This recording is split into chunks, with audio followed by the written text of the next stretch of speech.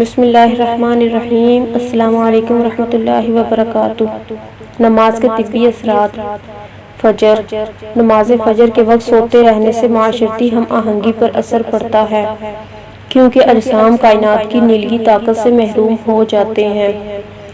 رزق میں کمی اور بے برکتی آ جاتی ہے، چہرہ بے رونق ہو جاتا ہے۔ لہذا مسلسل فجر قضا پڑھنے والا شخص بھی انہی لوگوں میں شامل ہے۔ ظہر۔ وہ لوگ جو مسلسل نماز ظہر چھوڑتے ہیں وہ بد مزاجی اور بد ہضمی سے دوچار ہوتے ہیں۔ اس وقت کائنات سرد ہو جاتی ہے اور معدہ اور نظام انہضام پر اثر انداز ہوتی ہے، روزی تنگ کر دی جاتی ہے۔ اثر۔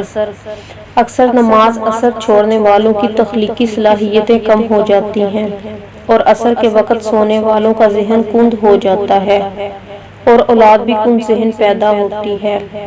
کائنات اپنا رنگ بدل کر نارنجی ہو جاتی ہے اور یہ پورے نظام تولید پر اثر انداز ہوتی ہے۔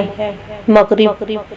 مغرب کے وقت سورج کی شعاعیں سرخ ہو جاتی ہیں، جنات اور ابلیس کی طاقت عروج پر ہوتی ہے۔ سب کام چھوڑ کر پہلے مغرب کی نماز ادا کرنی چاہیے۔ اس وقت سونے والوں کی کم اولاد ہوتی ہے یا ہوتی ہی نہیں، اور اگر ہو جائے تو نافرمان ہوتی ہے۔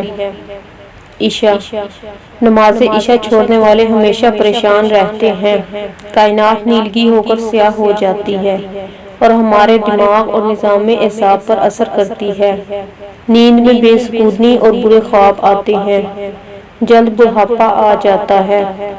بے نمازی کی نہ دنیا ہے نہ ہی آخرت، کیونکہ یہ ہماری شیطان کے ساتھ گہری دوستی اور ہمارے گناہ ہی ہیں جو ہمیں اللہ تعالیٰ کے سامنے سجدہ نہیں کرنے دیتے۔